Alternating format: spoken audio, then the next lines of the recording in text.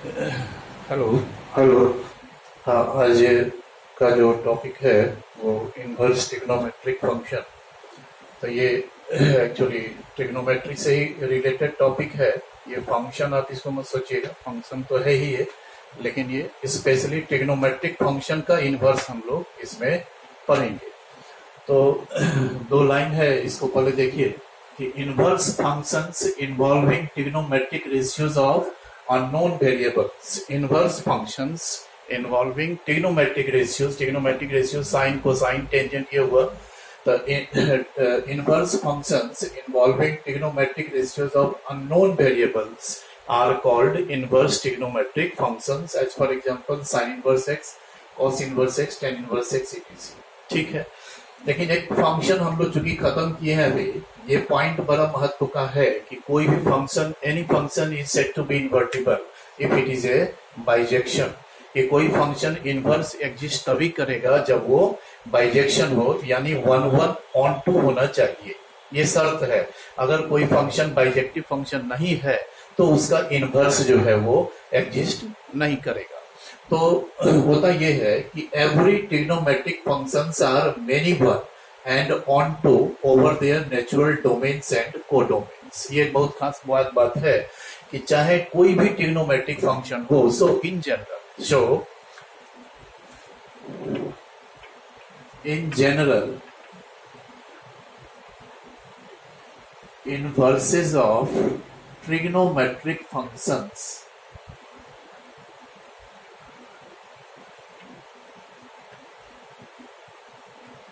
do not exist। तो यही खास आज पॉइंट है हम लोग के डिस्कशन का कि in general trigonometric functions are not invertible. क्यों नहीं इन्वर्टिबल होगा? क्योंकि कोई भी जो ट्रिग्नोमेट्रिक फंक्शन है वो अपने नेचुरल डोमेन और नेचुरल को डोमेन में वो हर हमेशा मेनी वन ऑन टू होता, वो 1/1 नहीं होता। तो इसको हम लोग देखेंगे थोड़ा ग्राफिकली कि जैसे देखिए ये साइन फंक्शन का एक हम ग्राफ स्केच करते हैं।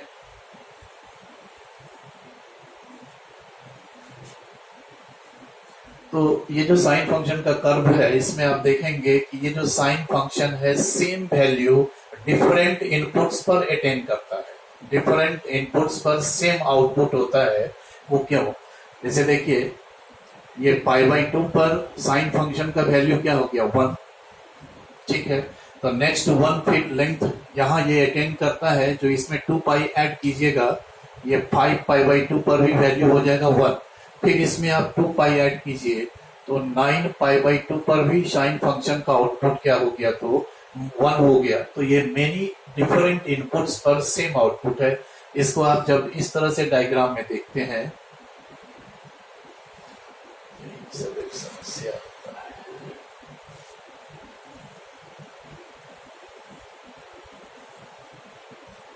ये R2R हम लेते हैं, ये फंक्शन इस बार f नहीं है, इस बार फंक्शन मेरा क्या है? साइन फंक्शन है। इसमें इसका हम रेंज डाल देते हैं -1 से 1। तो आप देखेंगे कि साइन π/2 भी 1 होता, साइन 5π/2 भी 1 होता और साइन 9π/2 भी 1 होता। तो ये जो लक्षण है ये है कैसा? तो मेनी वन फंक्शन का सिम्टम है। तो कोई भी जो ट्रिग्नोमेट्रिक फंक्शन होगा वो अपने नेचुरल डोमेन में, जैसे साइन फंक्शन हम लिखते हैं यहाँ, तो इसको हम लोग लिखते हैं sine from R2R defined by sine theta equal to x।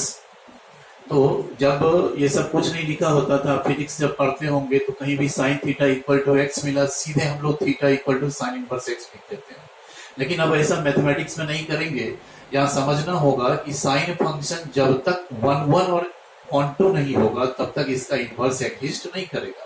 तो इसका जो नेचुरल डोमेन है वो रियल नंबर है, नेचुरल को डोमेन भी रियल नंबर हुआ। तो अपने नेचुरल डोमेन में इसको कैसा सिम्टम आ जाता है? तो मेनी वन कहा जाता है। आप और इसको देख सकते हैं कि जैसे देखिए π/6 पर साइन फंक्शन का वैल्यू होता है 1/2, 30 डिग्री पर 1/2। तो फिर नेक्स्ट ये लेंथ आप देखेंगे ग्राफ में, यहाँ आपको मिलेगा ये जो एंगल होता है ये होता है 5π/6। ये 5 पाई बाई 6 पर भी साइन फंक्शन का आउटपुट क्या होता है, 1/2 ही होता है, 150 डिग्री है। ठीक है, ये लेंथ आपको कई जगह मिलेगा, यहां भी मिलेगा, यहां भी मिलेगा। ये कौन सा एंगल होगा, तो ये 2 पाई है, 2 पाई में पाई/6 ऐड कर देंगे हम लोग, तो कितना हो जाएगा 13 पाई/6। ठीक है, फिर इसमें 5 पाई में जब हम लोग 2 पाई ऐड कर देंगे, ये 17 पाई/6। तो इस तरह से जो साइन फंक्शन की स्थिति हो रही है,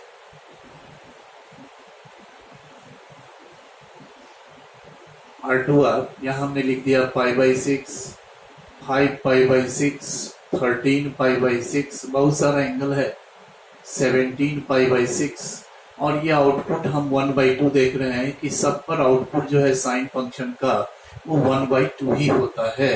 तो अपने नेचुरल डोमेन में साइन फंक्शन कैसा लक्षण रखता है, तो मिनिमल होता, सो ये एग्जिस्ट, यहाँ इनवर्स इसका एग्जिस्ट नहीं करेगा। ठीक है, तो अब हमको देखना है कि साइन फंक्शन का तब इनवर्स कैसे लिया जाए। ठीक है, तो if we restrict the domain of sine function, यदि हम साइन फंक्शन के डोमेन को रेस्ट्रिक्ट करें, ये पूरे डोमेन में और पूरे रियल नंबर में, तो इसको आप देख रहे हैं कि मेनी वन का लक्षण हो रहा है। लेकिन यदि इसके डोमेन को हम काफी शॉर्ट कर दें, हाँ, मान लीजिए कि इसके डोमेन को हम 0 से 90 तक ही ले लेते हैं, 0 से पाई/2, तो आप तो टेबल पढ़े हुए हो, 0 से पाई/2 में किसी एंगल पर सेम वैल्यू देता है साइन फंक्शन, नहीं तो साइन 0 0 होता है, साइन 30 1/2 होगा, sine 60 degree √3/2, sine 45 1/√2, sine 90 degree 1 हो जाए। ठीक है, तो 0 से 90 यदि आप लेते हैं तो आप देखेंगे कि 0 से 90 में कोई भी लेंथ जो है वो आइडेंटिकल नहीं है, सारा लेंथ डिफरेंट है, सारा आउटपुट डिफरेंट है, अलग अलग इनपुट पर अलग अलग आउटपुट हो रहा है। समझ रहे हैं, तो यदि इसके डोमेन को हम रेस्ट्रिक्ट कर दें, 0 से पाई/2 कर दें, यहाँ पर ऑल रियल नंबर हटा दें और यहाँ कर दें 0 से पाई/2 2R, और डोमेन R ही रखें, तो 0 से पाई/2 यदि डोमेन हम लेते हैं तो उस डोमेन में साइन फंक्शन को कैसा सिम्टम होगा, तो वो 1 1 का लक्षण होगा। ठीक है, तो लेकिन इसको थोड़ा सा और डिटेल समझने का है। देखिए ग्राफ को ही थोड़ा सा समझिए कि यदि हम 0 से पाई/2 करते हैं तो 0 से पाई/2 में तो 1 1 होगा साइन फंक्शन।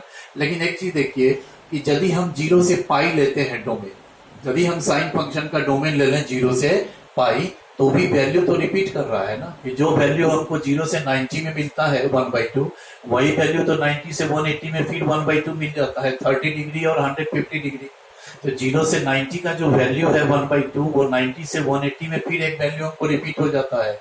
तो ये 0 से 180 भी यदि डोमेन हम लेते हैं तो भी ये साइन फंक्शन 1 1 नहीं हो पाता। लेकिन एक चीज देखोगे कि यदि मान लो हम डोमेन को ऐसा रिस्ट्रिक्ट करें, इधर -पाई/2 ले लें और यहाँ ले लें पाई/2, तो आप देखिए कि -पाई/2 से पाई/2 का यदि इंटरवल हम लेते हैं डोमेन का, ठीक है, तो इस इंटरवल में साइन फंक्शन का कोई भी लेंथ जो है, आउटपुट जो है वो रिपीट नहीं हो रहा।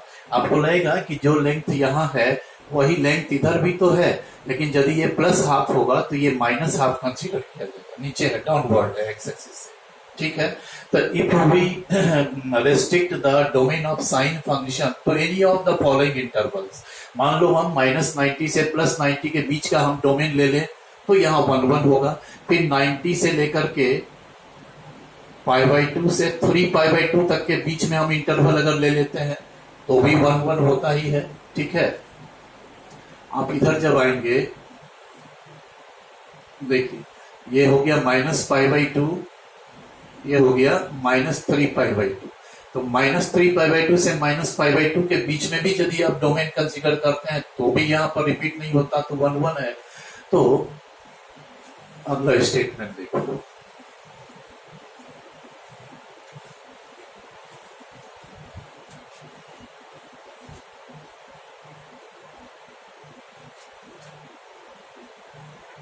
if we restrict the domain of sine function to any one of the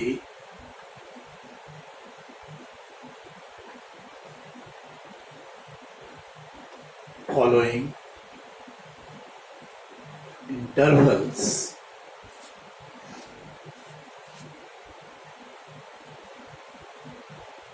then it becomes 1 1। वो फॉलोइंग इंटरवल्स क्या है देखिए, जैसे ले लें -3π/2 से -π/2 या -π/2 से पाई लेंथ पाई इसमें ऐड करते चलिए, इसमें पाई ऐड कीजिएगा ये मिलेगा। फिर ले लें π/2 से 3π/2, 3π/2 से 5π/2 एंड सो ऑन। ठीक है, कि यदि हम साइन फंक्शन का डोमेन इसमें से कोई एक इंटरवल से हम बना लेते हैं तो साइन फंक्शन इन्वर्टिबल हो जाएगा। ठीक है, 1 1 हो जाएगा। ठीक है, अभी हमने क्या कहा कि यदि sine from R to R है defined by sine theta equal to x is not 1 1 and on 2, so here sin is not invertible, so यहाँ invertible नहीं होगा। लेकिन देखिए क्या हम कर रहे हैं, यदि साइन फंक्शन का डोमेन हम ये इंटरवल ले -3π/2 -π/2 to R और defined by sine theta equal to x, कोई एक इंटरवल ले लें -π/2 π/2 to R defined by sine theta equal to x। कोई भी इंटरवल से हम यदि काम करेंगे defined by sine theta equal to x, R 1 1 होगा। ये तय हो गया कि इस सब में से कोई एक से अगर हम डोमेन इंटरवल से बनाते हैं तो साइन फंक्शन 1 1 हो गया। लेकिन ऑन टू नहीं हुआ। ऑन टू के लिए क्या शर्त है कि को डोमेन और रेंज इक्वल होना चाहिए। ठीक है, आगे हम लोग करेंगे कि if we replace the codomain of sine function by its range, then it becomes onto। therefore यदि हम ऐसा लिखें -3π/2 -π/2 टू क्लोज इंटरवल -1 टू, यही साइन फंक्शन का रेंज है, तो उसके को डोमेन को हमने रिप्लेस कर दिया रेंज से, तो ये ऑन टू हो गया। और हम इसके डोमेन को रेस्ट्रिक्ट कर दिए, बाउंडेड किए, छोटा कर दिए, तो इसमें क्या हो गया, तो ये 1 1 हो गया। इसी तरह से sine -π/2 π/2 to close interval -1 to 1 यदि हम लिखें और defined by sine theta equal to x, defined by sine theta equal to x, तो R 1 1 and onto, hence invertible। तो कहने का ये था कि जो साइन फंक्शन है वो अपने नेचुरल डोमेन और को डोमेन में ना तो 1 1 होता है ना ही ऑन टू होता, सो इन्वर्टिबल नहीं होता। लेकिन यदि हम इसके डोमेन को कोई एक इंटरवल से चेंज कर दें तो ये 1 1 हो जाएगा, और अगर इसे को डोमेन को हम रिप्लेस कर दें बाई इट्स रेंज तो ये ऑन टू भी हो जाएगा। तो ये तो पहला शर्त हुआ कि कोई फंक्शन इन्वर्टिबल कब होगा। ठीक है, अब एक बहुत खास इंपॉर्टेंट डिस्कशन है कि इनवर्स में आप देखिएगा कि किसी अच्छे बुक में, शायद आप लोग बुक में नहीं हो, कि कहीं आर्क साइन एक्स लिखा जाता है, कहीं ये आर्क साइन एक्स होता है। अंतर है इसमें स्मॉल ए का और इसमें कैपिटल ए का, इसको थोड़ा समझना जरूरी है। हम इस पर आ रहे हैं, देखिए। तो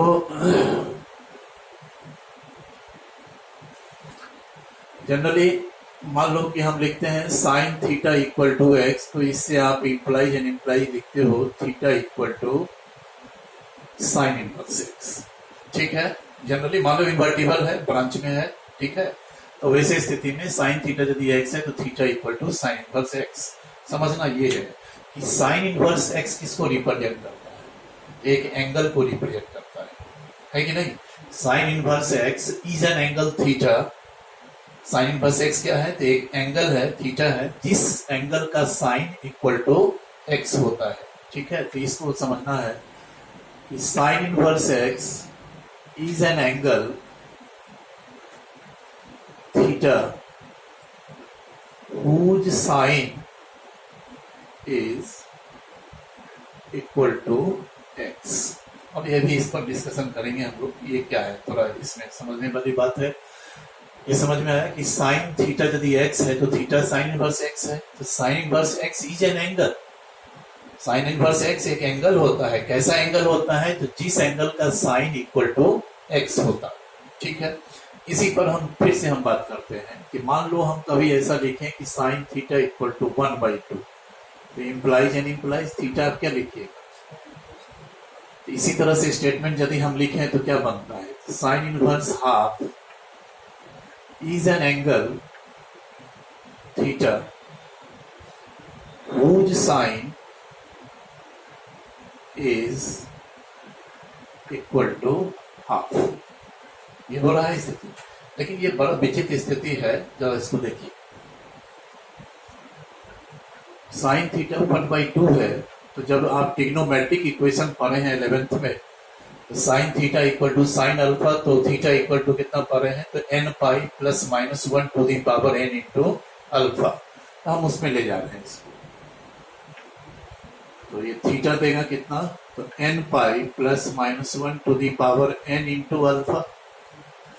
ठीक है, ये जो सॉल्यूशन है, ये जो कॉम्पैक्ट सॉल्यूशन है, जो n के टर्म्स में जो सॉल्यूशन है, this solution includes all solutions of this equation. इस इक्वेशन के जितने इनफाइनाइट सॉल्यूशन होंगे सबको ये इंक्लूड करता। इस सॉल्यूशन को हम लोग कहते हैं जनरल सॉल्यूशन।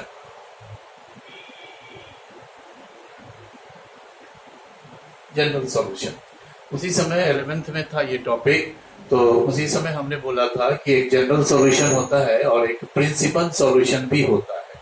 अब प्रिंसिपल सॉल्यूशन, जनरल सॉल्यूशन जानने के लिए, जनरल सॉल्यूशन तो आप देख ही रहे हैं जो फॉर्मुलेटेड है, टोटल सॉल्यूशन एक में जो कंटेंट है, ये जनरल सॉल्यूशन है। इसमें जो n होता वो क्या होता है? तो n बिलोंग्स टू इंटीजर। तो यदि हम यहाँ n के जगह पर हम वैल्यू पुट करेंगे तो हमारा थीटा क्या सब मिलेगा? जरा देखिएगा, n के जगह 0 पुट करेंगे तो हमारा थीटा क्या आ जाता है? π/6। n के जगह जब हम यहाँ 1 पुट करेंगे तो हमारा एंगल क्या आएगा? तो 5π/6। ठीक है, 1 पुट किए। अब एक दो निगेटिव पुट करते हैं, -1 यहाँ पुट कीजिए तो -π, तो ये हो जाएगा -7π/6, निगेटिव मिला। -2 पुट कीजिए तो क्या बनेगा? -2π और प्लस π/6, तो क्या मिल जाएगा? -11π/6। ठीक है, अब इसमें अगर हम 2 पुट करेंगे तो कितना मिल जाएगा? 13π/6, फिर 17π/6 एंड सो। तो आप देख पा रहे हो कि ये कितना सॉल्यूशन है? ये इनफाइनाइट सॉल्यूशन है। इसी सारे सॉल्यूशन को एक फॉर्मुलेशन से आप रिप्रेजेंट करते हैं n के टर्म में, तो ये सारा का सारा जनरल सॉल्यूशन कहलाया। ठीक है, अब इस सॉल्यूशन में जो न्यूमेरिकली स्मॉलेस्ट एंगल है, जो न्यूमेरिकली स्मॉलेस्ट एंगल, न्यूमेरिकली का मतलब हुआ इररिस्पेक्टिव ऑफ साइन। आप पॉजिटिव निगेटिव का साइन पहले हटा दें, यानी उसका न्यूमेरिकल वैल्यू देखें, मॉड्यूलस देखें, तो सारा पॉजिटिव हो जाएगा। तो जो न्यूमेरिकली स्मॉलेस्ट एंगल है वो कहलाता है प्रिंसिपल वैल्यू। ठीक है, तो हमको तो यहाँ दिखाई दे रहा। अब मान लो कि कहता इतने ही एंगल में, अभी डॉटेड छोड़ दीजिए, 1 2 3 4 5 6, ये 6 एंगल्स में सबसे स्मॉलेस्ट एंगल कौन है? अगर ये प्रश्न होता तो सबसे स्मॉलेस्ट एंगल तो ये है। हाँ, लेकिन मान लीजिए आपसे कहा जाएगा न्यूमेरिकली स्मॉलेस्ट एंगल, तो इसका मतलब ये होगा कि सबका नेगेटिव साइन पहले हटा दें और तब बताइए सबसे स्मॉलेस्ट एंगल कौन सा होगा? तो यही π/6 है। जो π/6 कैसा एंगल होगा? ये कहलाएगा न्यूमेरिकली स्मॉलेस्ट एंगल। इसी को हम कहते हैं प्रिंसिपल सॉल्यूशन। ठीक है, तो जो ये टोटल को आप सॉल्यूशन को एक में ले लेंगे तो ये जनरल सॉल्यूशन होगा, और इसमें जो न्यूमेरिकली स्मॉलेस्ट एंगल होगा वो प्रिंसिपल सॉल्यूशन कहलाएगा। ठीक है, ये दोनों सॉल्यूशन है। अब देखिए, प्रश्न कीजिए, यहां पर आइए कि sine inverse 1/2 is an angle theta whose sine is equal to 1/2। ठीक है, अब यहां यदि हम एक प्रश्न करें, एक क्वेश्चन हम दे यहां पर, which is the angle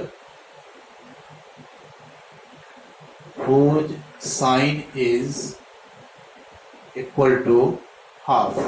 ये यदि मान लो क्वेश्चन है कि which is the angle which sine is equal to half, तो आप तो देख पा रहे हो कि we have so many angles, we have infinite angles on which sine function is equal to half. Sine function इस पर भी हाफ होगा, इस पर भी हाफ होगा, सब एंगल पर हाफ होगा। तो इस प्रश्न का मतलब स्पष्ट नहीं हो पा रहा। ये क्वेश्चन या तो इनकरेक्ट है या इनकम्प्लीट है। ठीक है, इनकम्प्लीट है। क्या है इनकम्प्लीट? तो देखिए विच इज द एंगल, तो इसका जो आंसर हो जाएगा we have infinite angles whose sine is equal to half. ठीक है, ये आपके पास में इनफाइनाइट एंगल्स है जिसका साइन इक्वल टू हाफ है। So the question is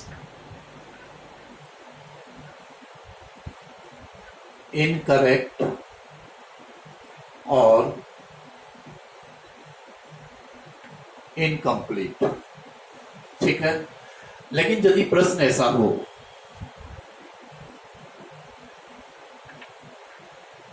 which is the numerically smallest angle whose sine is equal to half, यदि question ये है तो आपका आंसर क्या होगा? π/6। एक ही एंगल ऐसा है इस न्यूमेरिकली स्मॉलेस्ट। ठीक है, तो ये जो प्रश्न है ये मीनिंगफुल है, लेकिन इस क्वेश्चन का अर्थ नहीं होता, क्योंकि बहुत सारा एंगल है जिसका साइन इक्वल टू हाफ होता है। ठीक है, तो ये लिखना सही होगा कि which is the numerically smallest angle whose sine is equal to half. ठीक है, दूसरा एक डिस्कशन है, इस डिस्कशन को थोड़ा सा समझने का प्रयास कीजिएगा, तो आपको जो थ्योरी में कंसेप्ट जब क्लियर होता है तो फार्मूला पर जो डिपेंडेंस है वो आपका कम जाता है। देखिए एक और डिस्कशन है मेरे पास कि sine π/6 equal to half, so π/6 equal to sine inverse half, sine 5π/6 equal to half, so 5π/6 भी equal to sine inverse half. ठीक ना, sine 13π/6 equal to half, so 13π/6 भी होना चाहिए साइन इनवर्स हाफ को। तब तो साइन इनवर्स हाफ तो कोई ईश्वर तो है नहीं कि वो सबको ही रिप्रेजेंट करेगा। वो ऐसा तो नहीं हो सकता कि साइन इनवर्स हाफ π/6 को भी रिप्रेजेंट करेगा, 5π/6 को भी, 13π/6 को भी। यदि ऐसा होगा तब तो ये स्थिति आ जाएगी कि π/6 equal to 5π/6 equal to 13π/6 equal to dot dot dot, which is impossible, which is. ठीक है, तो हम लोग देख रहे हैं कि दो जगह हम रुक जा रहे हैं कि जैसे इस प्रश्न का तो जवाब ही सही नहीं होगा कि which is the angle which sine is equal to half, since we have so many infinite angles which sine is equal to half. So सही क्वेश्चन ये होगा कि which is the numerically smallest angle which sine is equal to half. तो वहां जवाब हमको मिलता है कि एक न्यूमेरिकली स्मॉलेस्ट एंगल तो वो π/6 ही है। ठीक है, अब हम लोग आते हैं पहले लाइन पर जो हमने लिखा है यहाँ पर कि sine theta equal to x implies theta equal to sine inverse x. तो यहाँ दो बात है, इतने देर में हम लोग दो बात समझे। क्या दो बात? तो पहली बात कि ये साइन फंक्शन इन्वर्टिबल तभी होगा जब इसका डोमेन जो हो वो कोई न कोई जो रेस्ट्रिक्टेड डोमेन जो हमने निकाला था अलग अलग इंटरवल में से कोई एक इंटरवल लेना होगा और इसके को डोमेन को रिप्लेस करना होगा रेंज से, तब तो ये इन्वर्टिबल होगा। और दूसरी बात क्या है, मुख्य बात कि जो थीटा जो रिप्रेजेंट होता है साइन इनवर्स एक्स जो एंगल को रिप्रेजेंट करता, वो साइन इनवर्स एक्स हर एक एंगल को रिप्रेजेंट नहीं करेगा। वो किस एंगल को रिप्रेजेंट करेगा? तो जो न्यूमेरिकली स्मॉलेस्ट एंगल होता है उसी को रिप्रेजेंट करेगा।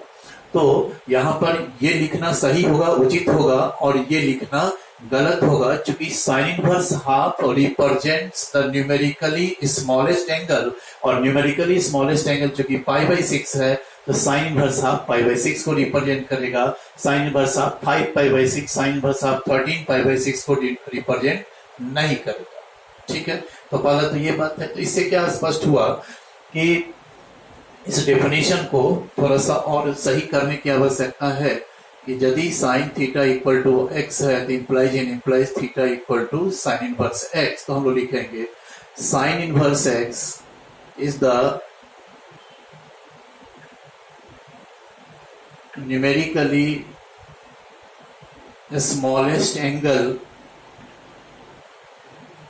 whose sine is equal to x। ये सबसे सही स्थिति है कि sine inverse x is the numerically smallest angle, ठीक है, whose sine is equal to x। सिर्फ ये नहीं लिखेंगे कि sine inverse x is an angle, ऐसा नहीं है कि साइन इनवर्स x किसी एंगल को रिप्रेजेंट करेगा, ऐसा नहीं है, क्योंकि साइन इनवर्स हाफ जो है वो किसको रिप्रेजेंट करेगा, तो सिर्फ π/6 को, न्यूमेरिकली स्मॉलेस्ट एंगल को। तो ये डिफिनेशन अंतिम में हुआ कि sine inverse x represents the numerically smallest angle, बल्कि लिखिए sign inverse x represents the numerically smallest angle whose sine is equal to x। so यहाँ ये बात स्पष्ट हो गया कि जो इनवर्स फंक्शन जो होता है वो इनवर्स फंक्शन हर हमेशा न्यूमेरिकली स्मॉलेस्ट एंगल को ही रिप्रेजेंट करेगा, बाकी एंगल को नहीं रिप्रेजेंट करता, ठीक है। तो यहाँ अब दो तरह की बात है, जैसा ध्यान दीजिएगा, सबको मिटाए हम, देखो कि एक ये जो एंगल हमारा आया है इसमें सॉल्यूशन में π/6 जो हम लाए हैं सॉल्यूशन, जो न्यूमेरिकली स्मॉलेस्ट एंगल है, तो साइन इनवर्स हाफ इसी को रिप्रेजेंट करेगा, π/6 को। ये कितने के इक्वल हो जाएगा, साइन इनवर्स हाफ को रिप्रेजेंट करेगा। तो ये कौन सा वैल्यू कहलाया हमारा, π/6 कौन सा वैल्यू कहलाएगा, तो प्रिंसिपल वैल्यू कहलाएगा या प्रिंसिपल सॉल्यूशन कहलाएगा, ठीक है। कि इनवर्स को जो एंगल रिप्रेजेंट करेगा, डिनोट करेगा, वो क्या कहलाता है, principal value. So inverse function हर हमेशा न्यूमेरिकली स्मॉलेस्ट एंगल यानी प्रिंसिपल वैल्यू को ही रिप्रेजेंट करता है, और जो अदर जो वैल्यूज है, ये सब जो आप देख रहे हो, ये सब जनरल वैल्यू, जो बाकी जो एंगल बच गया, इसको साइन इनवर्स हाफ से रिप्रेजेंट नहीं करते, ठीक है, क्योंकि इनवर्स हर हमेशा न्यूमेरिकली स्मॉलेस्ट एंगल को ही रिप्रेजेंट करता है। तो फिर अब हम दो सिंबल नया दे रहे हैं, शायद बुक में वो भी आप लोगों को देखिएगा कि साइन इनवर्स हाफ आप लिखिए, या इसी को लिखते हैं हम लोग arc sine half. Sine inverse half लिखें या इसी को प्रिंसिपल वैल्यू को, जो है प्रिंसिपल वैल्यू जो मेरा π/6 है, उसको साइन इनवर्स हाफ से रिप्रेजेंट करें, या आर्क साइन हाफ, यहाँ ए जो है वो स्मॉल लेटर है, ठीक है। अब जो बाकी जो जनरल वैल्यू जो बच गया π/6 को छोड़ के, वो किसको रिप्रेजेंट करेगा, याद रखिएगा आर्क साइन हाफ, यहाँ पर कैपिटल ए को यूज करते हैं, ठीक है। तो ये सब जो एंगल्स बच गया हमारा, ये जनरल वैल्यू, उसको हम लोग आर्क साइन हाफ, इसमें कैपिटल ए यूज होता, इसको साइन इनवर्स हाफ कभी नहीं लिखेंगे, ठीक है। और जो प्रिंसिपल वैल्यू है, जो स्मॉलेस्ट न्यूमेरिकली एंगल है, उसको हम लोग साइन इनवर्स हाफ से रिप्रेजेंट कर सकते हैं, या स्मॉल आर्क साइन हाफ से, स्मॉल ए इसमें यूज होता है। तो एक तो ये बहुत ही खास अंतर था, इसको हम लोग समझे, आगे बढ़ते हैं। तो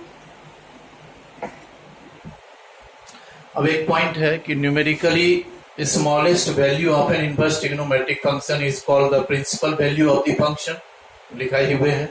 अच्छा, उसके बाद है the portion of the graph of an inverse trigonometric function और द इंटरवल, ठीक है, along which the principal value of the function lies is called the principal value branch of the inverse trigonometric function। अब देखिए कि जो sine function है वो तो अलग अलग डोमेन में इन्वर्टिबल तो है, यदि देखो फिर से समझो, साइन यदि हम R2R लेते हैं defined by sine theta equal to x, तो ये तो इन्वर्टिबल ही नहीं, ठीक है। अब यहां समझिएगा, यदि हम एक डोमेन ले लें, ये इस डोमेन में तो ये इन्वर्टिबल होगा, और वो डोमेन हमने ले लिया इसका रेंज से, और defined by sine theta equal to x is invertible, होगा इन्वर्टिबल, बोलिए। देयरफॉर जब हम साइन इनवर्स निकालेंगे, यदि f है a टू b फंक्शन, तो जो f इनवर्स होता है वो b टू a, तो जो साइन इनवर्स है उसमें डोमेन और को डोमेन इंटरचेंज हो जाएगा, ये हो जाएगा -1 टू -3π/2 टू -π/2, ठीक है। और लिखेंगे defined by sine inverse x equal to theta implies sine theta equal to x। ठीक है,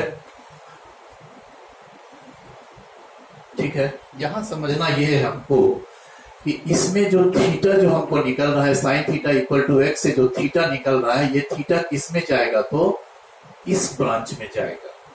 ठीक है, अच्छा। और यदि फिर हम लिखें कि sine from -π/2 π/2 to -1 to 1 defined by sine theta equal to x, यदि यहां से इनवर्स हम लेते हैं, साइन इनवर्स फिर हो जाएगा ये -1 टू और defined by sine inverse x equal to theta implies sine theta equal to x। तो यहां से जो हमको थीटा मिलेगा वो इस ब्रांच में जाएगा, है कि नहीं।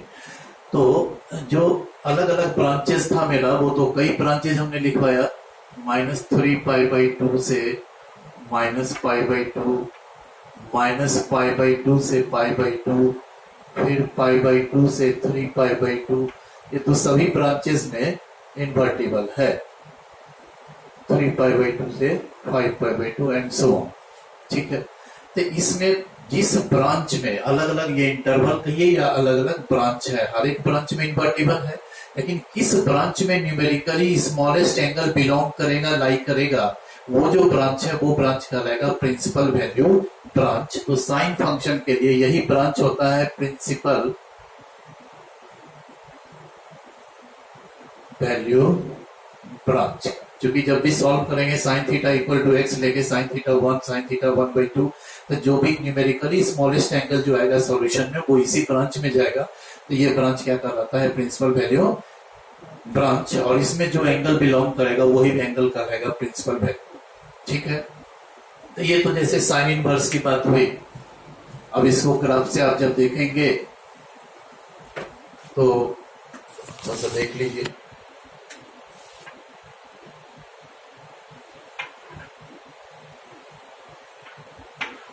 ये साइन फंक्शन का ग्राफ हो गया fx equal to sine x.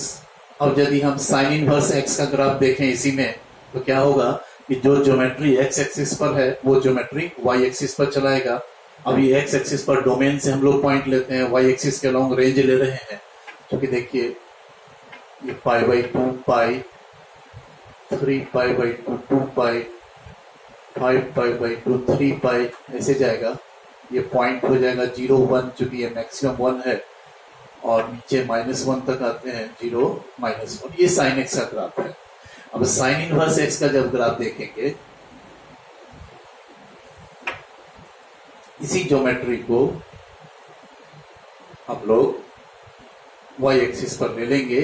अब एंगल आ जाएगा मेरा y एक्सिस पर, ये π/2 -π/2, ये पाई, ये -π, 3π/2 2π, ये y एक्सिस पर एंगल ले लिए हम लोग। और x एक्सिस के अलॉन्ग इसका आउटपुट -1 to 1 लेते हैं। तो मान लो ये पॉइंट हो गया 1 0, और ये क्या हो गया -1 0।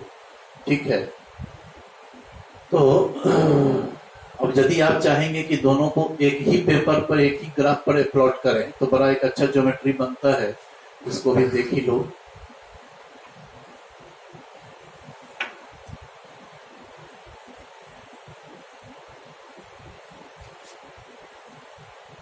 ये साइन फंक्शन, इसी पर साइन इनवर्स को हम स्केच करते हैं। ठीक है,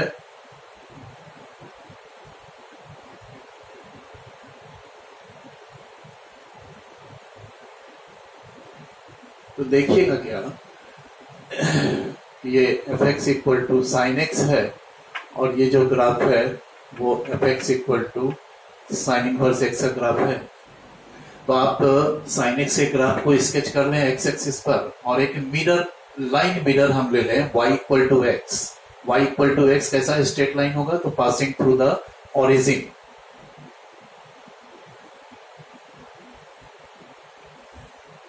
ये एक लाइन है y इक्वल टू एक्स। तो साइन इनवर्स एक्स के ग्राफ को हम स्केच कर लें, और y इक्वल टू एक्स एक लाइन हम स्केच कर दें, यहाँ ये लाइन मिरर। तो इसका जो इमेज है ना यहाँ पर वो बन जाता है साइन इनवर्स एक्स का ग्राफ। ठीक है, तो graph of sine inverse x can be obtained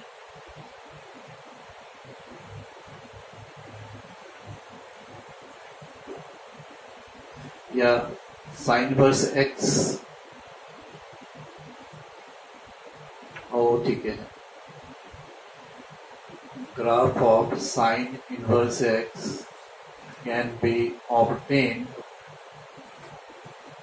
by taking mirror image of sin x in the line mirror y equal to x। ठीक है, तो यहां समझने का खास एक बात यह है कि साइन फंक्शन हर एक ब्रांच में इन्वर्टिबल है, लेकिन जो न्यूमेरिकली स्मॉलेस्ट एंगल जिस ब्रांच में बिलोंग करेगा वो क्या कहलाएगा, प्रिंसिपल वैल्यू ब्रांच। तो साइन इनवर्स का प्रिंसिपल वैल्यू ब्रांच यही है, और आपको जो पढ़ना है इनवर्स ट्रिग्नोमेट्रिक फंक्शन वो इसी ब्रांच में पढ़ना है। जब भी इनवर्स आप देखेंगे साइन इनवर्स 1/2, साइन इनवर्स 1/3, तो इनवर्स तो हर हमेशा प्रिंसिपल वैल्यू को रिप्रेजेंट करता और वो हर हमेशा प्रिंसिपल वैल्यू ब्रांच में जाएगा, तो आप मान के चलिएगा कि इसी ब्रांच में है। ठीक है, नेक्स्ट थोड़ा सा और देख लीजिए कॉस फंक्शन का।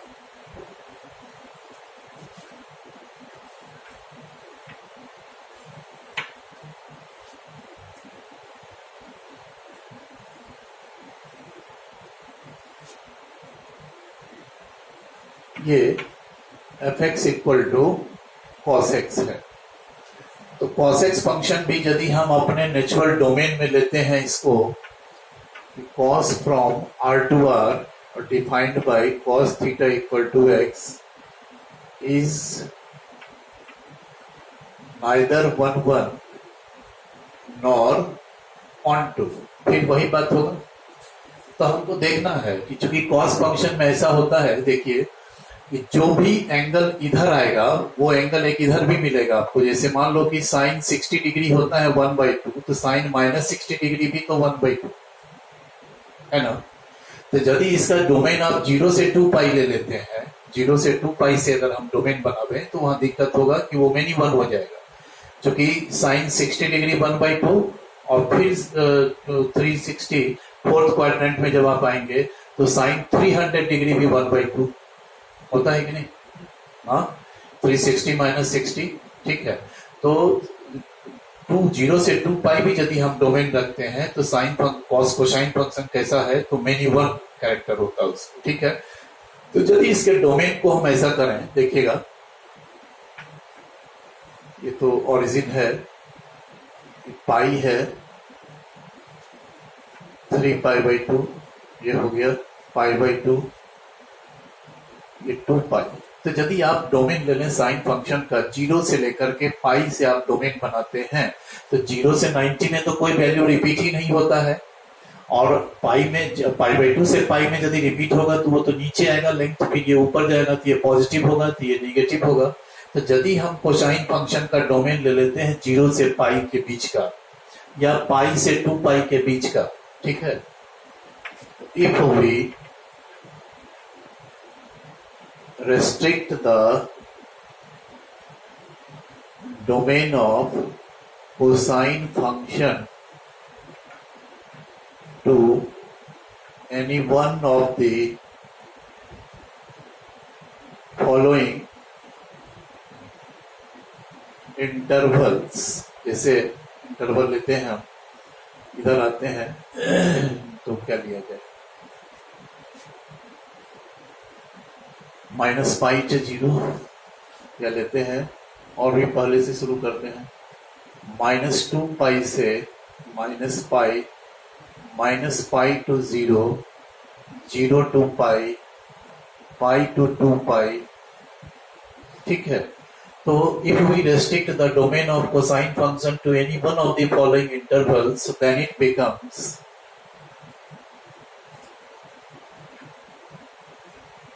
1/1।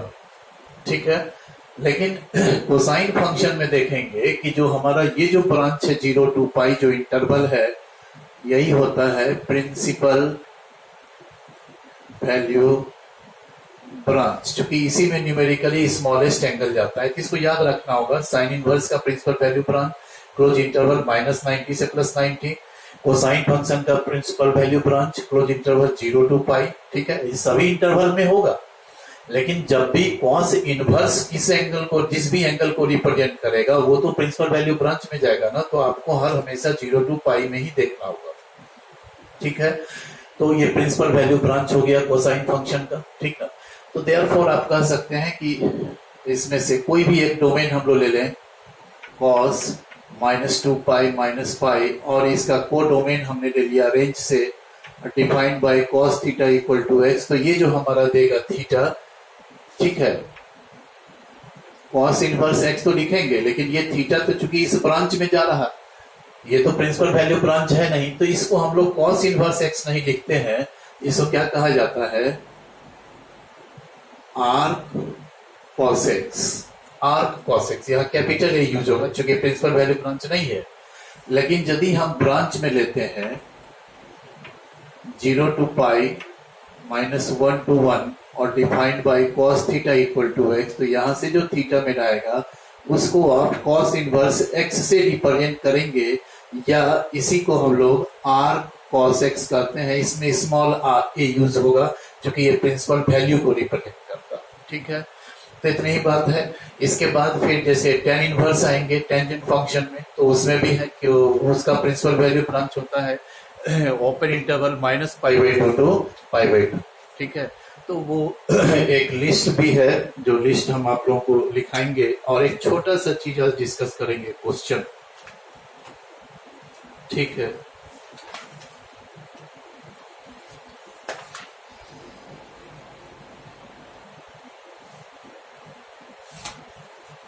हाँ, इस चार्ट को ही आपको खास में ध्यान रखना होगा, ये सब तो थोड़ा सा समझाने वाला बात था।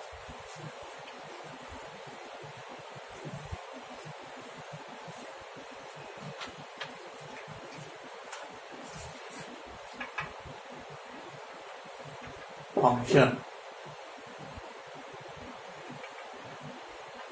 ये इसमें डोमेन है, और यहाँ और रेंज कहिए इनवर्स फंक्शन का या प्रिंसिपल वैल्यू ब्रांच, दोनों एक ही चीज है।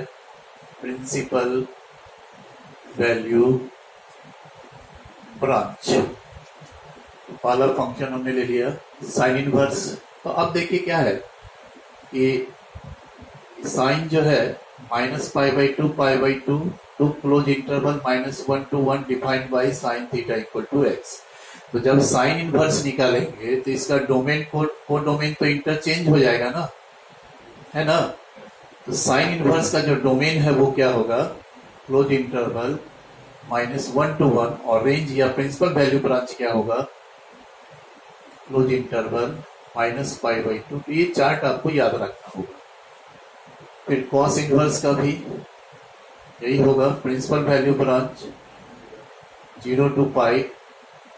फिर tan इनवर्स का तो ऑल रियल नंबर लेते हैं, नहीं सॉरी, r -2n + 1 π/2। हाँ, अच्छा tan इनवर्स ना, इनवर्स है अपने जो नेचुरल डोमेन होता है ना tan थीटा का, वो होता है r -2n + 1 π/2। ठीक है, और 2 मान लो को डोमेन, ये नेचुरल डोमेन होता है टेंजेंट फंक्शन का। ऑल रियल नंबर नहीं होता साइन और कोसाइन के जैसा, ऑड मल्टीपल ऑफ π/2 पर टेंजेंट फंक्शन डिफाइन नहीं होता, उसको एक्सक्लूड करेंगे। तो ये नेचुरल डोमेन है, तो इस डोमेन में तो इन्वर्टिबल ही नहीं है, यहाँ भी रेस्ट्रिक्ट करना होगा साइन इनवर्स के जैसा ही। तो और ये ओपन इंटरवल -π/2 to π/2। ठीक है, इसी पर हम एक क्वेश्चन आज आपको हम कॉसेक इनवर्स का है, दो तरह से हमने लिखा है, इसको थोड़ा सा समझाते हैं क्या है ये। -π/2 to π/2 एक्सक्लूडिंग 0। तो इसी को ऐसे भी लिख सकते हैं आप, ये minus pi by two to zero, चूंकि जीरो एक्सक्लूड है तो जीरो ओपन रहेगा, और यूनियन जीरो टू एक ही चीज है, ठीक है। उसी तरह से सेक इनवर्स का भी तो यही होगा, ठीक है। और ये zero to pi closed minus pi by two, तो इसको भी आप ऐसे भी लिख सकते हो, close interval zero to open interval pi by two union open interval pi by two to close interval pi, ठीक है। और एक कॉट इनवर्स, इसका भी minus infinity to plus infinity open interval zero to pi. यहाँ एक चीज थोड़ा सा समझना था कि ये जो इंटरवल है, जरा इसको देखिए तो ये क्या करता है, ये पूरा रियल नंबर है, ठीक है। इस रियल नंबर से open interval minus one two one को हटाना है, ठीक है, एक्सक्लूड कर देते हैं। देखिए तो क्या होता है, मान लो यही है open interval minus one two one, ध्यान से समझिए हम कहना क्या चाह रहे हैं, ठीक है। तो जब रियल नंबर से, रियल नंबर के सेट से इस ओपन इंटरवल को जब आप माइनस करते हैं तो क्या शेष बचता है, तो इस ओपन इंटरवल में तो माइनस वन और वन तो इंक्लूड ही नहीं है, तो जब इंक्लूड नहीं है ओपन इंटरवल में माइनस वन और वन, तो जब ये ओपन इंटरवल यहां से निकलेगा, हटेगा, घटेगा इसमें से, तो माइनस वन और वन तो इसमें रह ही जाएगा। ये समझना है कि ओपन इंटरवल, यदि मान लीजिए क्लोज इंटरवल को हम इससे माइनस करते हैं, ये इंटरवल है, ये क्लोज इंटरवल है, तो r minus close interval minus one two one जब करेंगे ना, तो ये कितने के इक्वल हो जाएगा, जरा सा देखिएगा। जब ये हटेगा इसमें से तो ये दृश्य कैसा बचेगा, बोलिए, यही ना बचेगा, ये जब हट जाएगा। तो चूंकि क्लोज इंटरवल में माइनस वन वन इंक्लूड है, तो जब वो हटेगा तो माइनस वन और वन को लेके निकल जाएगा बाहर, तो यहाँ ओपन रह जाएगा। लेकिन आप इसमें से किसको माइनस कर रहे हो, तो ओपन इंटरवल माइनस वन और वन को निकाल रहे हैं, तो ये बीच वाला टर्म तो निकल जाएगा, लेकिन माइनस वन और वन तो इसमें बचा हुआ रह जाएगा, क्योंकि ओपन इंटरवल से जब आप रियल नंबर से जब ओपन इंटरवल को माइनस करेंगे, तो यहाँ तो माइनस वन और वन इस इंटरवल में है ही नहीं, तो जब नहीं है तो जब ये निकलेगा, इसको हटेगा, तो माइनस वन और वन को इसमें छोड़ देगा, ठीक है। तो इस इंटरवल को आप कैसे पढ़ सकते हैं, देखिए तो हम इसको हम दूसरे तरह से फिर लिखे हैं, minus infinity to minus one closed, बोलो, open interval minus infinity to minus one closed interval होगा, और फिर union close interval one to infinity. इस चार्ट को हमको ध्यान में रखना है, और समय है भी, कुछ बात है जो थोड़ा सा समझना है, ठीक है। बेसिक हम स्टार्ट करेंगे, कुछ क्वेश्चन उसको थोड़ा सा समझिएगा। एक दो बात कि याद रखेंगे कि sine inverse x is not equal to sine x, ये दोनों दो चीज है।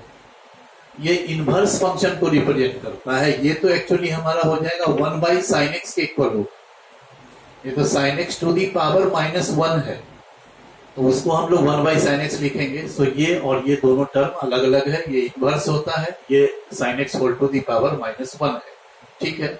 दूसरा खास बात क्या है,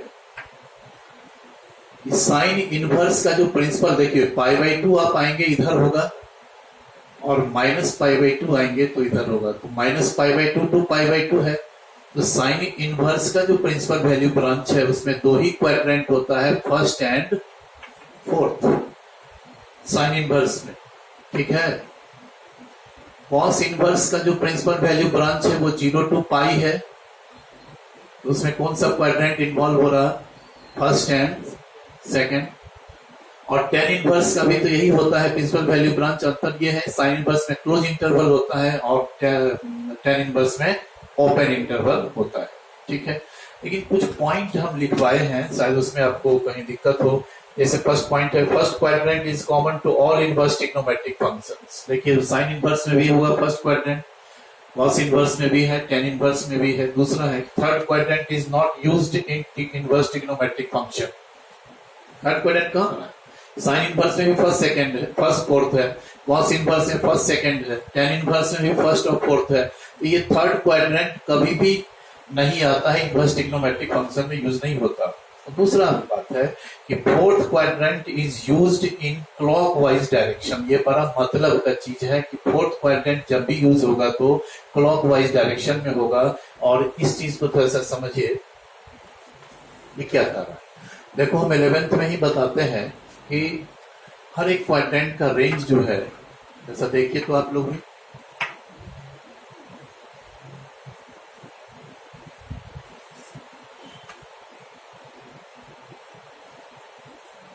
देखिए, ये एंटी क्लॉकवाइज जब रोटेशन करते हैं तो पॉजिटिव एंगल फॉर्म करता है, और जब क्लॉकवाइज रोटेशन करते हैं तो नेगेटिव एंगल फॉर्म करता है। तो फर्स्ट क्वाड्रेंट का रेंज यदि एंटी क्लॉकवाइज में लेंगे तो क्या होता है, तो theta greater than 0 less than 90, ये सब जानते हैं। लेकिन यदि हम इस तरह से क्लॉकवाइज में यदि हम रेंज लें तो फर्स्ट क्वाड्रेंट का रेंज क्या होता है बताओगे। देखिए यही दो एंड है मेरा, ठीक है। एक बार यहां से इस एंड को मेजर कीजिएगा तो ये होता है -3π/2, फिर ये टोटल लेंगे तो ये हो जाता है -2π। तो रेंज जब भी हम लोग लिखते हैं तो लेफ्ट में लेंगे मिनिमम मेजरमेंट है -2π और मैक्सिमम मेजरमेंट है -3π/2। इसको समझना बहुत जरूरी है इस टॉपिक में, ठीक है। जो हम 11th में ही ये सब डिस्कस करते हैं। लेकिन आज फिर आप देखिए कि फर्स्ट क्वाड्रेंट का रेंज यदि हम एंटी क्लॉकवाइज में लेते हैं तो in terms of positive angle range आता है 0 to π/2, और यदि हम क्लॉकवाइज डायरेक्शन में रेंज लेंगे तो नेगेटिव एंगल के टर्म में रेंज जाएगा -360 से -270, ठीक है। हम सारे क्वाड्रेंट पर लागू करते हैं। देखिए तो सेकंड क्वाड्रेंट में एंटी क्लॉकवाइज यदि जाएंगे तो यहां से मेजर करेंगे बाउंड्री, तो सेकंड क्वाड्रेंट का यही दो एंड लाइन है, तो ये मेजरमेंट कितना होगा π/2 और ये मेजरमेंट कितना होता है पाई। तो जब रेंज लिखते हैं तो इधर मिनिमम देते हैं और इधर मैक्सिमम देते हैं, तो 90 to 180 हो गया एंटी क्लॉकवाइज में पॉजिटिव एंगल के टर्म में। लेकिन उसी सेकंड क्वाड्रेंट का रेंज जब हम क्लॉकवाइज डायरेक्शन में निकालते हैं नेगेटिव एंगल के टर्म में, देखिए क्या आता है, यही दोनों एंड लाइन है, यहां से ही नापना है इस डायरेक्शन में।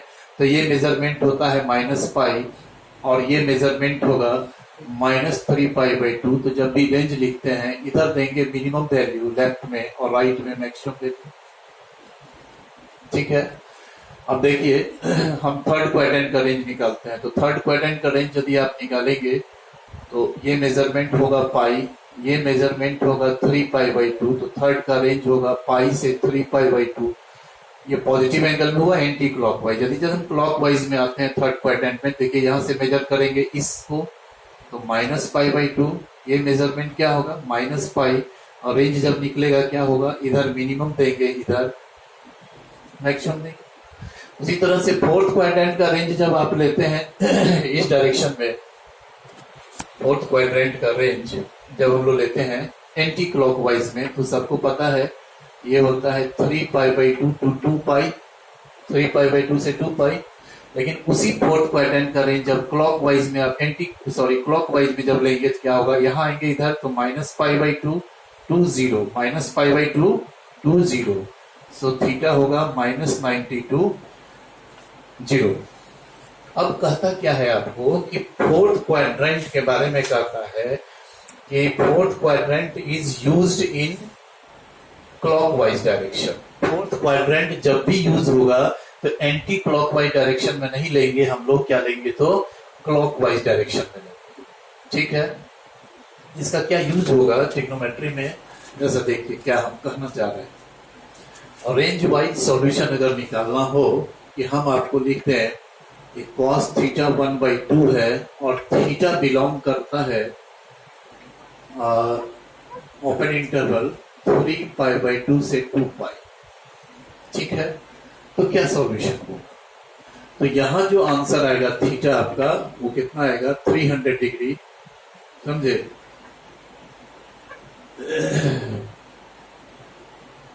2π - π/6 5π/3, ये कितना आ जाएगा 5π/3, 300 डिग्री है, ठीक है। लेकिन अब देखो हर एक क्वाड्रेंट में इसका सॉल्यूशन होगा। हम लिख दें cos थीटा 1/2 है और थीटा बिलोंग करे 0 से 90 के बीच में। अब आप सॉल्यूशन दे दीजिएगा 5π/3, तो ये तो गलत हो जाएगा ना। 5π/3 तो 300 डिग्री है, 300 डिग्री कहां से इसमें आएगा, तो इंटरवल को हमको देखते रहना है। तो यहाँ जो सॉल्यूशन होगा थीटा वो क्या होगा, pi by 360 degree. Interval wise solution change हो रहा है। लेकिन कहता ये है कि यदि मान लो कि हम ऐसा लिख दें कि cos थीटा 1/2 है और थीटा बिलोंग करता है मेरा -90 to 0। ठीक है, बहुत खास बात है, यही प्रश्न में प्रश्न है। तो cos थीटा 1/2 है, थीटा बिलोंग कर रहा है, यहाँ भी फोर्थ क्वाड्रेंट का ही ये रेंज है और ये भी फोर्थ क्वाड्रेंट का ही रेंज है। ये पॉजिटिव रेंज है, एंटी क्लॉकवाइज डायरेक्शन में लिया गया है, और ये नेगेटिव रेंज है, ये क्लॉकवाइज डायरेक्शन है, बट है दोनों फोर्थ क्वाड्रेंट का ही रेंज। तो जब भी फोर्थ क्वाड्रेंट में हम लोग लेते हैं तो यहाँ पर सॉल्यूशन ये ध्यान रखना है कि यदि इधर मूव करेंगे तो जो एंगल बनेगा वो थीटा कहलाएगा, और यदि इधर मूव करेंगे जो एंगल बनेगा वो माइनस थीटा कहलाता है। तो यहाँ जो थीटा होगा वो ये जो आया है ना आपका 60 डिग्री, सिर्फ इसको क्या कर दीजिएगा, -60 डिग्री। तो समझना है कि जैसे मान लो कि अब देखना ये होगा कि हमको क्वेश्चन में क्या देता है। जैसे प्रिंसिपल वैल्यू ब्रांच निकालने के लिए हम देंगे, 2 मिनट रोकते हैं। तो ये हेलो, हाँ, ये हम लोग देख रहे थे कि sine inverse function, cos inverse function और टेन इनवर्स फंक्शन का हम प्रिंसिपल वैल्यू ब्रांच दिखाए हैं। तो साइन इनवर्स का जो प्रिंसिपल वैल्यू ब्रांच है वो आप देख रहे हैं कि क्लोज इंटरवल -π/2 to π/2। तो इसमें फर्स्ट और फोर्थ क्वाड्रेंट इन्वॉल्व हो रहा है। तो फर्स्ट क्वाड्रेंट तो हो गया 0 से π/2 जो कि हमारा एंटी क्लॉकवाइज जा रहा है, और ये जो रेंज आ रहा है फोर्थ क्वाड्रेंट का वो -90 to 0। तो -90 to 0 ये तो क्लॉकवाइज डायरेक्शन में ले रहा है ना। तो वही चीज हमने इसे मेंशन किया है कि fourth quadrant is used in clockwise direction. Otherwise आप समझिए ये 2 पार्ट में बट गया, -90 to 0 और यूनियन, एक में 0 को एक्सक्लूड कर लेते हैं, एक में इंक्लूड कर लेंगे। ठीक है, ये 2 पार्ट में बढ़ जाता है। तो ये हमारा फर्स्ट क्वाड्रेंट हो गया 0 से π/2, और ये -π/2 to 0 क्या हो गया, फोर्थ क्वाड्रेंट हो गया। तो फोर्थ क्वाड्रेंट का जो रेंज लिया गया है वो क्लॉकवाइज डायरेक्शन में लिया गया है, फर्स्ट क्वाड्रेंट का एंटी क्लॉकवाइज में लिए है। अगर मान लीजिए कि हम एंटी क्लॉकवाइज में ही लेते फोर्थ क्वाड्रेंट का रेंज, तो फोर्थ क्वाड्रेंट का रेंज तो ऐसा हो जाता है 3π/2 से लेकर के 2π। तो ये जो रेंज है ये है एंटी क्लॉकवाइज डायरेक्शन में, और ये जो -90 to 0 जो है ये किस डायरेक्शन में है, तो क्लॉकवाइज डायरेक्शन में है। सो फोर्थ क्वाड्रेंट जब भी इन्वॉल्व होगा तो उसके रेंज को हम लोग क्लॉकवाइज डायरेक्शन में लेंगे, उसमें नेगेटिव एंगल इन्वॉल्व होगा। ठीक है ना, इसमें जो भी एंगल आएगा वो नेगेटिव ही होगा -90 से 0 में, और 3π/2 से 2π में यदि रहेंगे हम लोग फोर्थ क्वाड्रेंट का तो ये भी रेंज है ना, एंटी क्लॉकवाइज डायरेक्शन में। तो इसमें जो भी एंगल आएगा वो पॉजिटिव एंगल है। ठीक है, इसमें ट्रिक ये है कि याद रखना है कि हमको प्रिंसिपल वैल्यू निकालने कर देगा तो फर्स्ट क्वाड्रेंट में यदि जो एंगल है मेरा तो उसको हम लोग थीटा लेते हैं, और फोर्थ क्वाड्रेंट में यदि एंगल होगा तो उसको हम लोग -थीटा लेते हैं। ठीक है, कॉस इनवर्स में फर्स्ट क्वाड्रेंट में यदि हमारा एंगल है, प्रिंसिपल वैल्यू है, तो उसको थीटा कहेंगे, और सेकंड क्वाड्रेंट में यदि एंगल है तो उसको हम लोग पाई -थीटा, that is less than pi, ये लेते हैं। फिर tan इनवर्स में वही होगा, फर्स्ट क्वाड्रेंट में यदि एंगल है तो वो थीटा होगा, और यदि फोर्थ में जा रहा है तो -थीटा होगा। ठीक है, अब इसी पर हम लोग एक दो छोटा छोटा क्वेश्चन करते हैं।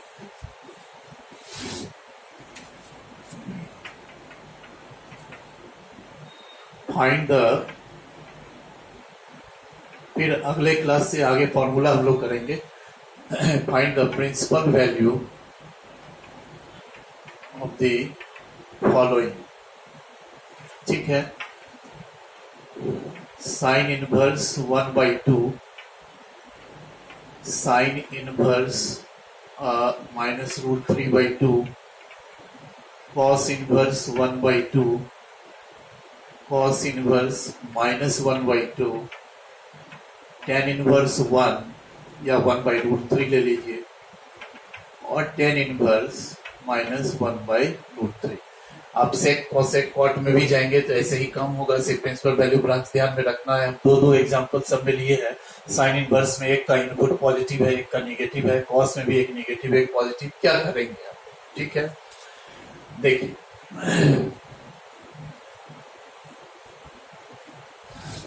प्रिंसिपल वैल्यू निकाल लेंगे। पहले हम लोग मान लेंगे कि let sine inverse 1/2 equal to theta. ठीक है, तो हमको तो पता है कि ये जो इनवर्स को जो भी एंगल रिप्रेजेंट करता है वो तो प्रिंसिपल वैल्यू होता है। वो प्रिंसिपल वैल्यू ब्रांच में जाएगा।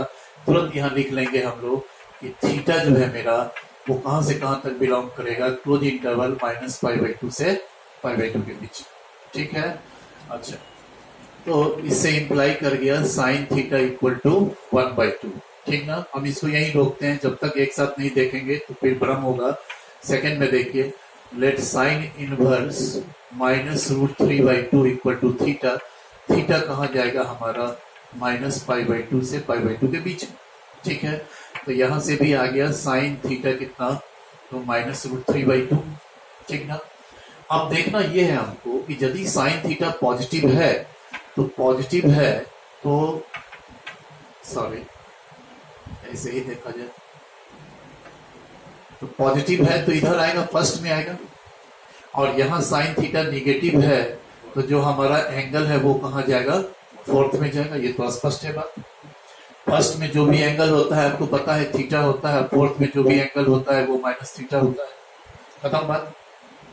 तो यहां तो आप भी बता देंगे कि साइन थीटा 1/2 है तो थीटा कितना होगा। ये तो पता है कि थीटा 0 से 90 के बीच में है, तो 0 से 90 का तो सबको टेबल भी पता है। हम लोग क्या करेंगे, sine theta equal to sine π/6 implies theta equal to π/6 आया, जो कि हमारा बिलोंग कर रहा है किसमें, -90 से +90 के बीच में। Therefore principal value of sine inverse half is π/6। ठीक है, प्रिंसिपल वैल्यू है। सो साइन इनवर्स हाफ को कौन सा एंगल रिप्रेजेंट करेगा, 2π/6 हो गया। इतनी बात है। यदि साइन थीटा नेगेटिव है तो यहाँ क्या करेंगे अभी समझ लीजिए। फाइनली सब में, और जो साइन इनवर्स में होगा वही टेन इनवर्स में भी होगा, याद रखना। ठीक है, तो दो ही बात है, एक पॉजिटिव क्या करना है देख लिए, निगेटिव में क्या कीजिएगा उसका ट्रिक देखिए। क्योंकि यहां हमको -θ लाना है। ठीक ना, साइन π/3 हमने लिख दिया। अब एक फॉर्मूला होता है कि sine of -θ is equal to -sin θ। यदि साइन फंक्शन के पहले नेगेटिव साइन है तो ये नेगेटिव कहां चला जाएगा, तो एंगल में चला जाएगा। ठीक है ना, साइन -θ -sin θ है तो -sin θ की जगह पर आप साइन ऑफ ये जो नेगेटिव साइन है ना उसको कहां डाल देंगे, तो एंगल में डाल देंगे। तो वही चीज यहां पर हम लोग करते हैं कि sine theta equal to sine minus negative रहेगा, यही करेंगे। जो साइन इनवर्स में किए हैं वही टेन इनवर्स में भी होगा। तो इम्प्लाइज थीटा इक्वल टू आ गया -π/3। देखते रहना है कि क्या ये हमारा ब्रांच में बिलोंग करता है कि नहीं, कर गया। So principal value of sin inverse -√3/2 is कितना आया, माइनस।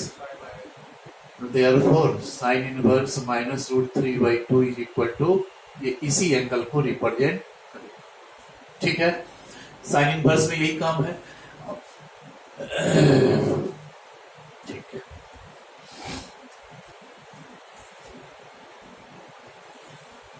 क्वेश्चन याद रहेगा आपको।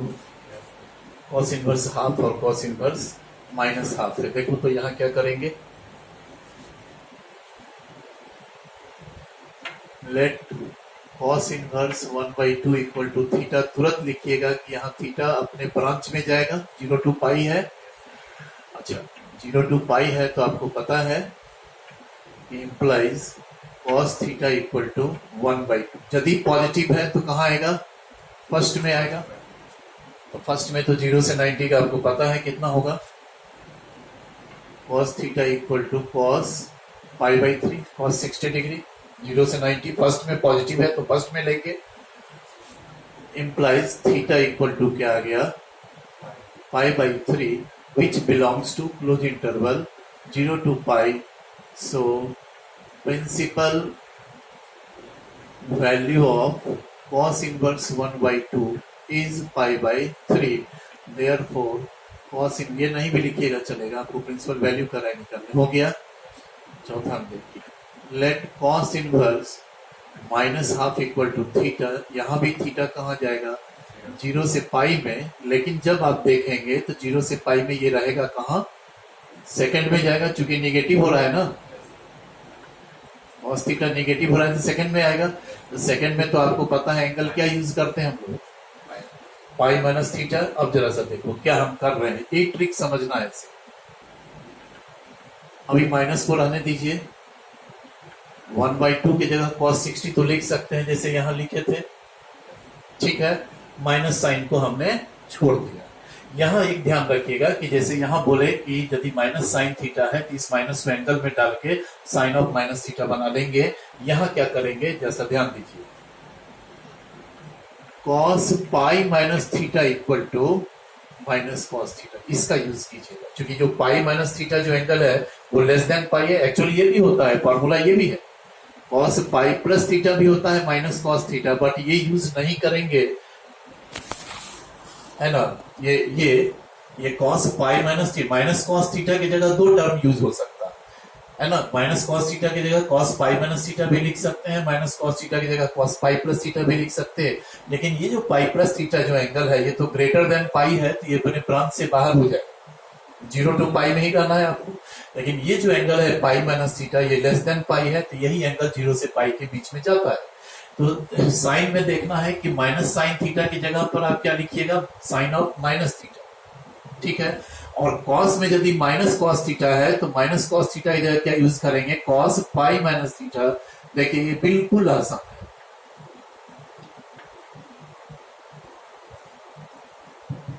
ये कि नहीं, माइनस कॉस थीटा है तो यही दो चीज भ्रम पैदा करेगा, समस्या होती है। इसलिए इसी पर फोकस कीजिए कि माइनस साइन थीटा की जगह पर साइन माइनस थीटा लिखेंगे, हमारा आ जाएगा प्रिंसिपल वैल्यू पर, प्रिंसिपल वैल्यू आ जाएगा। और यदि माइनस कॉस थीटा है तो उसकी जगह क्या यूज करेंगे हम लोग, कॉस पाई माइनस थीटा, बस हो गया। Implies cos theta equal to cos 2 pi by 3, implies theta कितना आ गया आपका 2 pi by 3 which belongs to 0 to pi ना, 120 डिग्री तो है, ठीक है। And therefore principal value of cos inverse minus half is 2 pi by 3। तो cos इनवर्स माइनस हाफ को जो एंगल रिप्रेजेंट करेगा वो 2 पाई बाई 3, यही बात ही है। tan इनवर्स में तो बिल्कुल साइन के जैसा ही काम करना है, उसमें कोई नया चीज तो आएगा नहीं, देख लीजिए।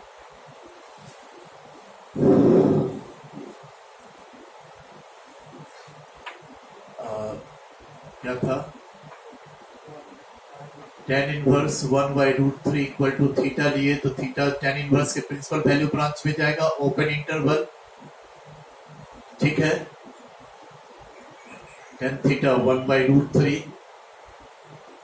तो हमको सॉल्यूशन कहां देखना है, इस बार तो पॉजिटिव देखना है, यहां रहेगा, थीटा हमको निकालना है।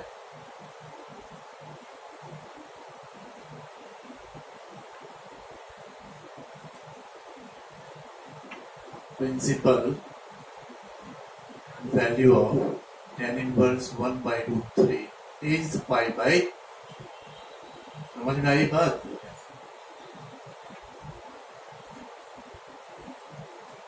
अगला है tan इनवर्स माइनस 1/, बिल्कुल साइन इनवर्स के जैसा ही करना है।